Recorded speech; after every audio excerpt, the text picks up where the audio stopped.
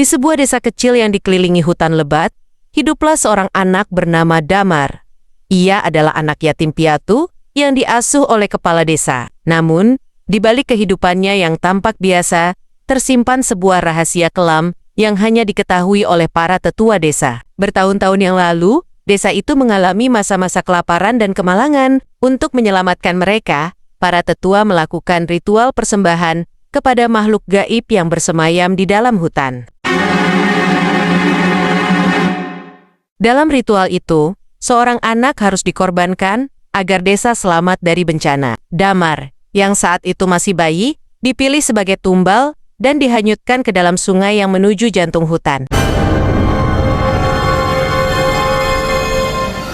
Namun, Damar tidak mati. Ia ditemukan dan dibesarkan oleh sosok gaib bernama Nyai Rengganis, seorang penjaga dunia lain yang bersemayam di hutan. Nyai Rengganis merawatnya dengan kasih sayang, mengajarkan Damar cara bertahan hidup, serta memberinya pengetahuan tentang alam dan kekuatan yang tak terlihat. Suatu malam, Damar bermimpi aneh. Ia melihat desa tempatnya berasal, namun kini dalam keadaan yang lebih buruk dari sebelumnya. Musibah datang bertubi-tubi, panen gagal, penyakit menyebar, dan warga desa hidup dalam ketakutan. Damar mendengar bisikan yang memanggilnya kembali. Nyai Rengganis hanya tersenyum tipis. "Sudah waktunya kau mengetahui kebenaran, nak.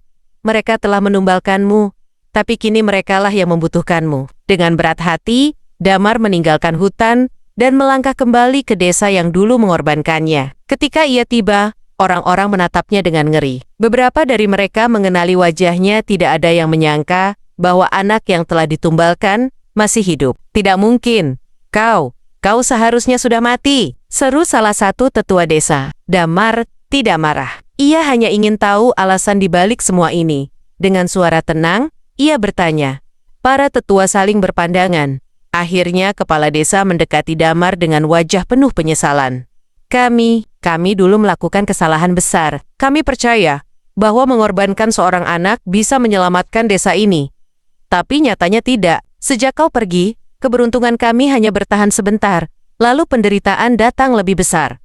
Kami dihantui oleh dosa kami sendiri. Damar menghela napas. Ia tahu kini ia memiliki pilihan, membalas dendam atau membantu mereka.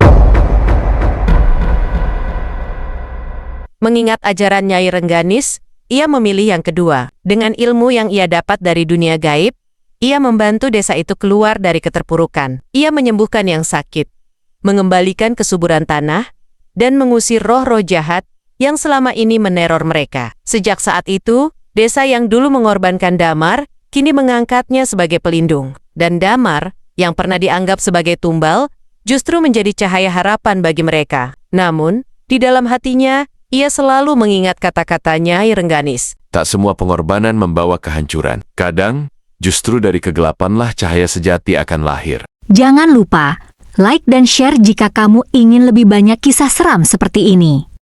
Berani temukan misteri selanjutnya? Tetaplah bersama kami.